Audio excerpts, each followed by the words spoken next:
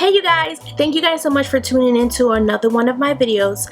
As promised, today we are talking about one of the major plagues that us naturals have to deal with, and that is detangling. Detangling is the keystone for caring for our natural hair.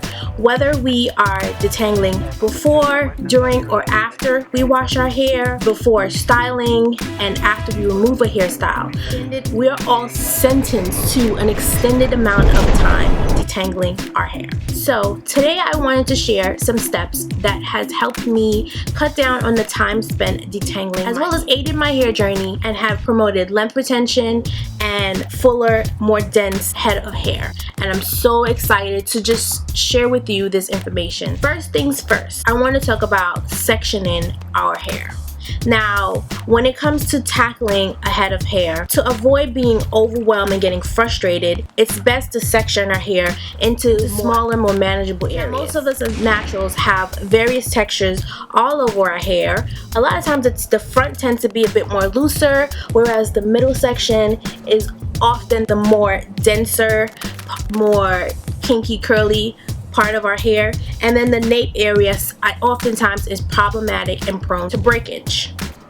With those characteristics in mind, I section my hair into 3 sections: the front section, the middle section, and the back section.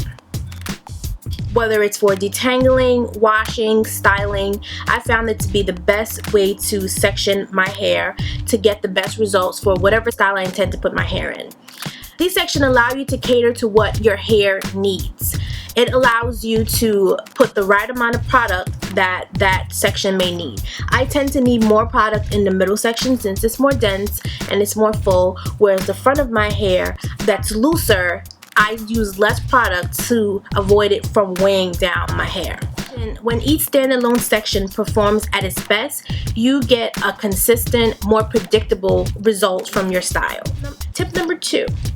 In addition to sectioning my hair in the exact same sections that I always style my hair in, I also ensure that my parts are straight. Now, I don't use a comb. However, I do usually have a tail comb on hand if I need to clean up my parting a little bit. But for the most part, I completely stay away from detangling with combs. Straight parts never go away, so there's no need to repart. Not having to manually pry your hair apart results in less manipulation, less breakage, which over time leads to more hair on your head and long term having longer, more healthy hair. And knowing that parts never go away, I avoid parting my hair down the center unless I intend on wearing my hair that way. For the most part, within these 3 sections, I section my hair in the left side, the right side, and the middle section, so that I can easily fluff and distribute the fullness of my hair. The next tip I have is to keep your hair stretched. If you prefer to detangle your hair in its dry state, then stretching your hair with scrunchies or in twists overnight or even 2 hours before will cut down dramatically on the time that it takes to detangle your hair. If you detangle using a product, grab a manageable section and apply with the product to your ends first, a little at a time, and be gentle. Our hair is most fragile when it's wet. Apply to the ends and separate with your fingers. This detangling method works whether you're detangling in the shower with completely drenched hair with conditioner, or if you're detangling your dry hair or damp hair. What you want to do is extend the hair to keep it elongated and to prevent it from curling back up. And there you can tackle the little curls on the ends and separate them. And just go through with your thumb and your index finger and just run it through the hair. Just feel for those tangles and be gentle with taking it apart.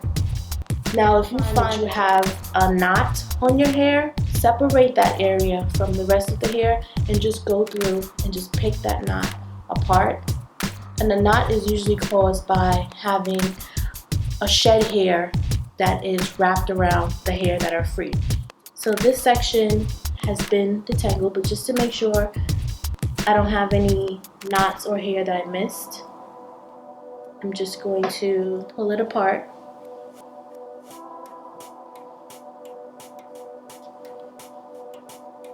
Just to make sure. I also would suggest keeping a pair of trimming shears or scissors on hand while detangling to snip those unwavering knots. Snipping is a healthier alternative to popping or ripping the knots off the ends of your hair. This brings us to the topic of the devil's spawn. Devil's spawn. Devil's spawn. Devil's spawn. Called single strand knots.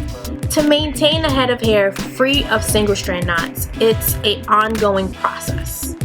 If you have a lot of single strand knots, it might be easier to detangle your hair while it's damp.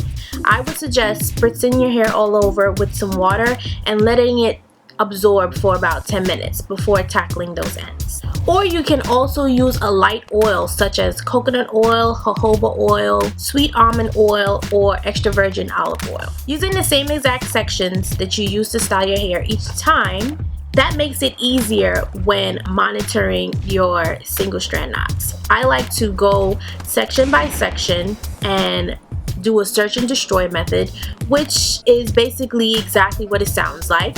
Designating an area and going through that area thoroughly to search for single strand knots and then getting rid of them with your scissors. Now, you don't have to do your entire head in one session. Because you're using the same sessions every time you detangle your hair or style your hair, you can just keep in mind what section you left off at the last time and then move on to the next one.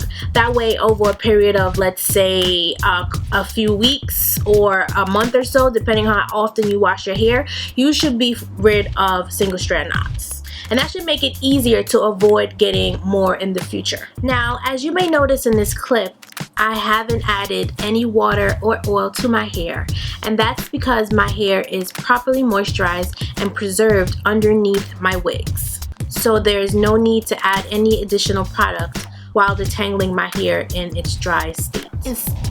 As you may notice in this clip, I avoid ripping the hair apart and I just allow it to clump and fall into its natural sections.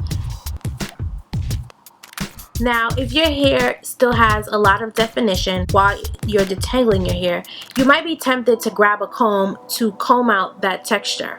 But I find that it's counterproductive. If you are wearing your hair in its naturally curly state, why undo the curl pattern only to add products and comb it through to redefine it? I like to just allow my hair to be curly while I just go in and seek out the shed hair, as opposed to using a comb to detangle, which may cause breakage. As you can clearly see in this clip, I didn't lose that much hair, and this was that hair that shed during that session, and this was the additional hair that came out in the shower from that exact same detangling session. Not bad, considering it was 2 weeks.